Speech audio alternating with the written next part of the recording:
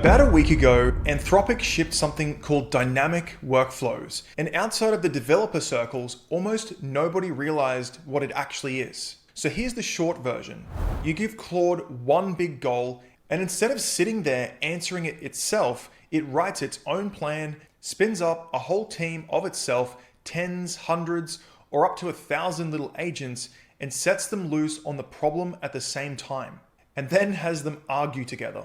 One group does the work, another group tries to prove the first group wrong, and then it keeps going until they actually agree on the answer. Then it hands you the result. Let me walk you through what it actually does because the details are the interesting part. And then I'll tell you why it matters even if you never touch the thing.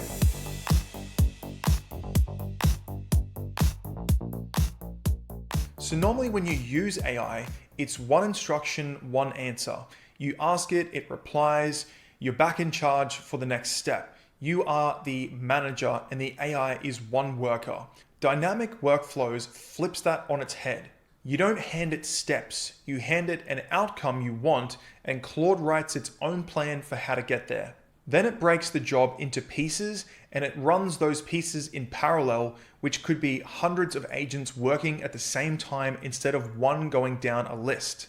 And here's the part that's genuinely new. So as you can see on this diagram, we've got the new way that dynamic workflows works. So in the first section, you ask Claude Code specifically, to build a full research report on a particular topic. And what you tell it is you want it to go and get sources and counter arguments for this particular topic. What Claude does with this is it spins up as an orchestrator. It breaks the tasks down into subtasks, writes the workflow, and then spawns and manages those agents to get the work done. So as you can see here, we've got in this scenario a research agent, and that one is responsible for going and finding and sourcing the data. We've got a writer agent that drafts the report, and we have a verifier agent that finds holes and refutes the arguments in the report. From this point, everything works in parallel, and all these different agents are working together towards a common goal. And what happens at the end is Claude merges and verifies the results.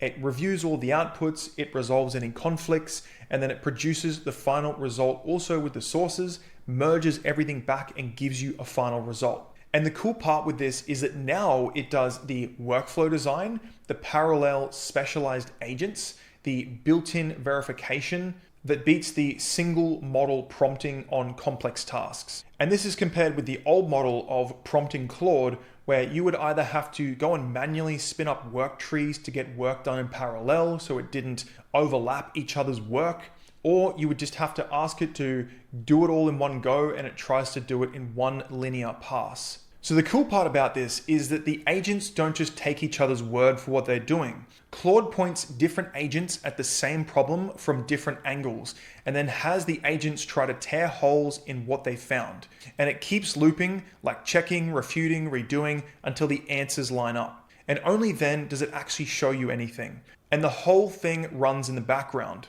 You just kick it off and your screen stays free for you to go and do something else. And this is also capped at 1,000 agents in a single run, which tells you the scale they're aiming at. Now, the main thing it's built for today is big, heavy engineering jobs, hunting for bugs that spread across an entire code base, running massive migrations, doing a full security audit, the stuff that used to be too big for AI to handle, at least as a single agent job. Because prior, a single agent would just lose the thread halfway through. Now, I run a business, you run a business, and this is a tool for developers. You're probably never going to open this or really care. So why am I spending your time on it? Because what it proves matters way more than whether you use it. For the first time, AI is acting less like a single assistant you have to stand over and more like a manager. It takes an outcome, builds a team, splits the work, and checks the team's output before it ever reaches a human. And that's a different category of AI. And think about why you've never fully trusted AI with something real in your business. The task was never the problem. The problem was it would do the task, sound completely confident, gaslight you, and then be wrong. So you'd end up checking every line yourself, and it never actually saved you the time. It just moved the goalpost for you. The The self-checking is the whole game. An AI that argues with itself and catches its own mistakes before handing it over is the first version you can actually leave alone with a process. And that is now the bar, and it's just been cleared. So here's the real for you. This pattern, you describe the outcome, AI runs a team, AI verifies its own work, is not going to stay locked inside a coding tool. This is the same architecture that's moving into the tools that run operations. The systems that handle your follow-ups, your reporting, your admin are being built on exactly this idea.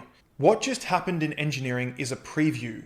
The gap between AI helps me with a step and AI runs the whole process and checks itself just crossed in front of everyone. And naturally, I think your operations come next. Now, this changes one practical thing for you right now: how you judge an AI tool. Stop asking, can it answer this question?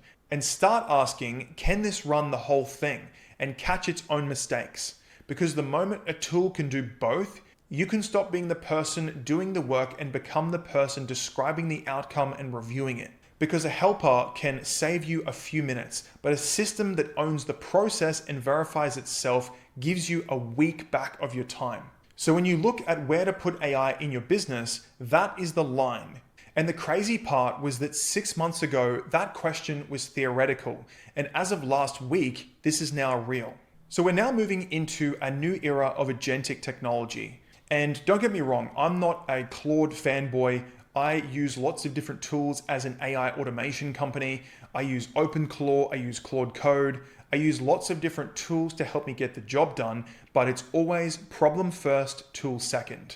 But the awesome part about this is that now we're going from doing the work to designing how the work runs and letting a verified system carry out its own work and check it.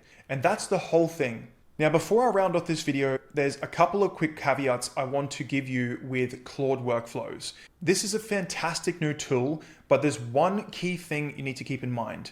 Claude Workflows, naturally, by being able to spin up multiple agents, up to 1,000 agents at a time to complete work, is going to be an absolute token powerhouse, meaning it's going to burn your tokens very quickly. So use this on specific tasks or projects that you need to get done that need that self-checking function built in. Because if you just use this for every single task you do, then you're going to run out of tokens very quickly. So anyway, guys, we've come to the end of the video. I hope you got value out of this. And if you're interested in learning more about AI for your business and about the newest tools coming out that can actually translate into real outcomes for your business, then that's exactly what we do inside of the AI Agent Academy. We build real systems inside the group and help business owners to take control of AI, to implement it into their business and help them get ahead in this new agentic era. And another key thing is we help people to make sense of the AI landscape and actually filter down what is useful for you and what is useful for your business so you don't get caught in the hype.